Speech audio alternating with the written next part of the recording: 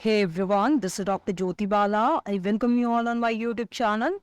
And this session, we are going to discuss about reactive oxygen species, that is ROS, and why ROS research is important in cancer biology. So let's start the session. As you know, ROS are the group of highly reactive molecules that are produced as a natural byproduct of our body's oxygen metabolism. These usually include superoxides, hydrogen peroxide, and the hydroxyl radical, etc.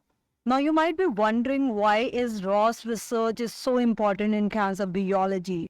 Well, let me tell you, ROS plays a pivotal role in the development and progress of cancer, as cancer cells tends to have higher level of ROS compared to the normal cell. This elevated reactive oxygen species can lead to DNA damage, genomic instability, and activation of pro-tumorigenic signaling pathways that drive cancer prognosis. ROS can also inactivate important tumor suppressor proteins like PTEN, thus leading to hyperactivation of pro-survival PI3K AKT pathways in cancer cell. Additionally, ROS can also promote cancer cell proliferation, survival, and metastasis. Here is the interesting part: the dual role of ROS in cancer cell. ROS can actually play a dual role in cancer. While moderate level of reactive oxygen species can promote cancer development, while the excessive ROS can also trigger programmed cell death or apoptosis in cancer cell. Thus, it is also important to understand the role of antioxidant and oxidant, because not always higher level of antioxidant is good for health. In case of cancer, they are playing dual role. So not always the high concentration of antioxidant is important for cell. It is actually the homeostasis of these molecules which plays vital role. In many cases, the antioxidant inhibitors or modulators plays significant role as a therapeutic cancer treatments. For example, BSO, which can deplete the glutathione in cancer cells, can play therapeutic role.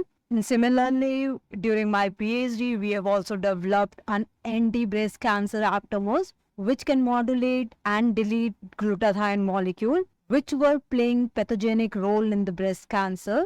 So depleting and modulating glutathione either by aptamers or BSO can play a significant therapeutic role in cancer biology.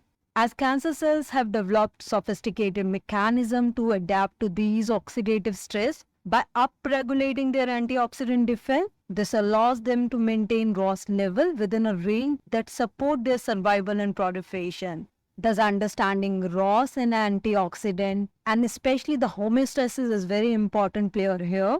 The another important factor is ROS and cancer resistance. This adaptive response of cancer cells to ROS is a major challenge in cancer therapy. Many conventional cancer treatments such as chemotherapy and radiation work by inducing high level of ROS to overwhelm the cancer cell. However, cancer cells can develop resistance to these therapy by further enhancing their antioxidant capacity. Thus, understanding complex interplay between ROS and cancer is crucial for developing more effective cancer treatment.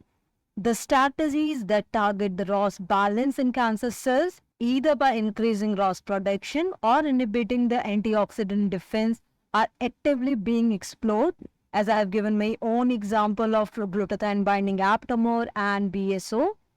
In conclusion, ROS research is a rapidly evolving field in cancer biology. Thus, by unraveling and exploring the dual nature of ROS in cancer development and resistance, we can unlock the new opportunities for more targeted and personalized cancer treatment.